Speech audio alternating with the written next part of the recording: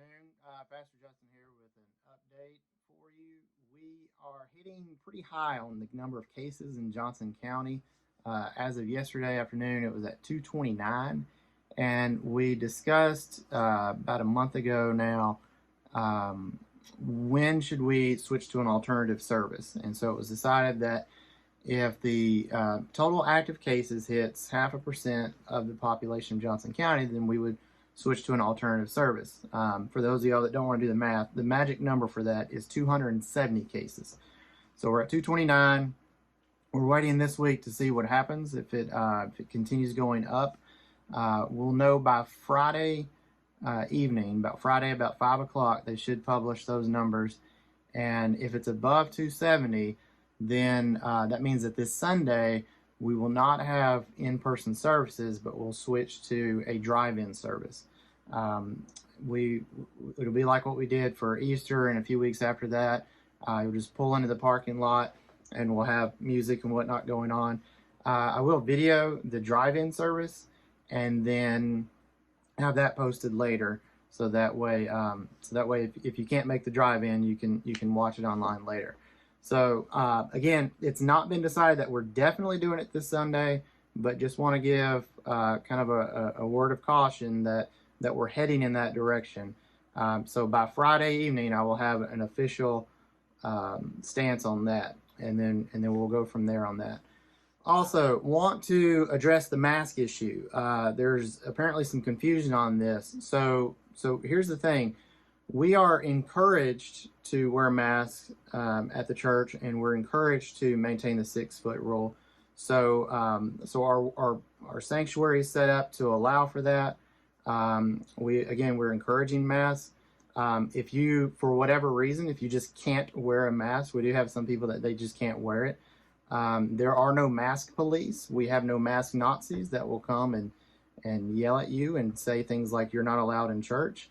Everybody is allowed to come. That is, it's one, it's your right as an American, and two, if you're a Christian, you should come. So don't let, whether people are not wearing a mask or they are wearing a mask or whatever, don't let that deter you from coming to church, because we've set up the sanctuary to allow for space. Now, if you need extra space in the fellowship hall, the services are put on the TV screen and there is sound in there. So if you need extra space for that, then by all means, you can use that room as well. We're also looking at getting the nursery back going. We just kind of working out the logistics of that. So we should have nursery ready to go. If it's not this Sunday, it'll be by next Sunday for sure.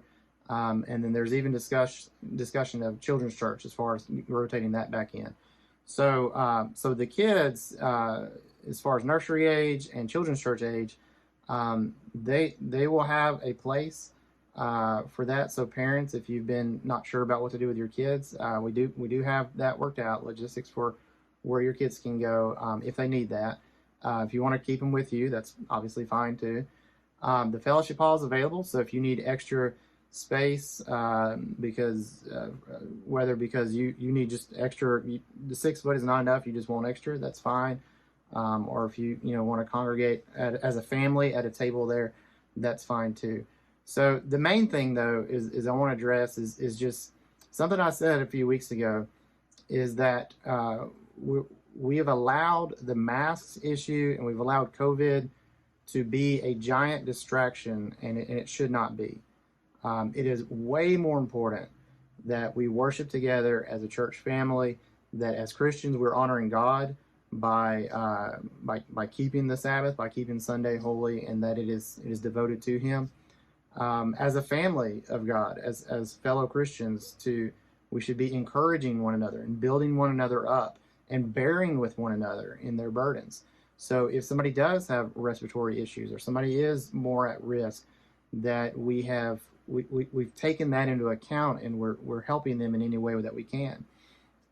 And for those that don't necessarily have those issues, and we walk around without a mask and we're fine with that, then that's fine too. Just know that we're to help each other out and encourage one another, and we shouldn't be a hindrance to one another. So just as a pastoral note to you, let's make sure that our attitudes are that of Christ-like humility, and that we are, as Paul said, that we're indebted to love one another, and that we're not putting any stumbling blocks in front of people, whether it be mask related or COVID related or whatever, but that we're helping one another out. So again, just to recap, Fellowship Hall is available Sunday morning for those that need extra space. That's there. The nursery and children's church areas, they will be ready to go. Again, if it's not this Sunday, it'll be next Sunday, but I'll have that update Friday for sure. And then just because of the number of cases jumping up, we do have to be aware that 270 is the magic number, and so we'll see what happens with that. Regardless, looking forward to seeing you Sunday. If you have not been in church for a while, now's a great time. I know I just said case numbers are rising. Some of y'all are like, well, that just means we shouldn't be there.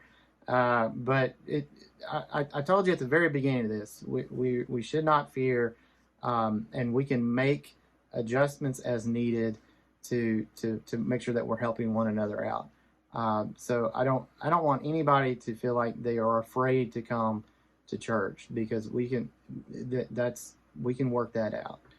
We will get you taken care of. And I've said it jokingly, but I'm actually kind of serious.